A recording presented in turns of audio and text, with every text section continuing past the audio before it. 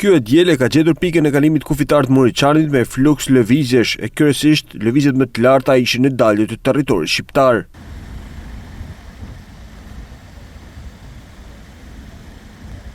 Me gjithë fluksin e lartë të lëvizjeve, pritjet e udhëtarëve pranë pikës së kalimit ishin të pakta, kjo fal masave të marra nga autoritetet doganore. Fluksi i lartë lëvizjesh regjistroi ditën e sotme këtu në pikën e kalimit kufitar të Moriçanit.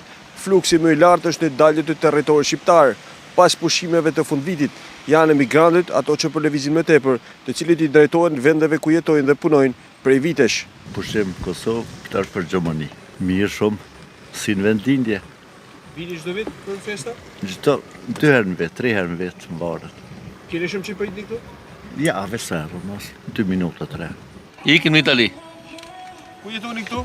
Në Fier. Si u shkoj rruga për Fierin deri? Jemi nis nga Tirana sot mëngjesit, shumë mirë. Bje pak shi, po shumë mirë. Këtu keni shumë çfarë pritni? 5 minuta. Jemi kanë pushime për me votu edhe për loanën e Kosovës. Shpresoj që do ta bënë Shqipërinë e madhe.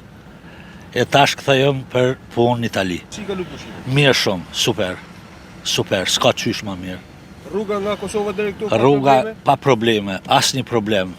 Kemi ardhur që 5 minuta, ma merr mendja edhe 10 minuta kalojmë. Gjatë 24 orëve të fundit nga pika kalimit kufitar e Moriçanit kanë hyrë dhe dalë rreth 10.700 persona me 3.050 automjete.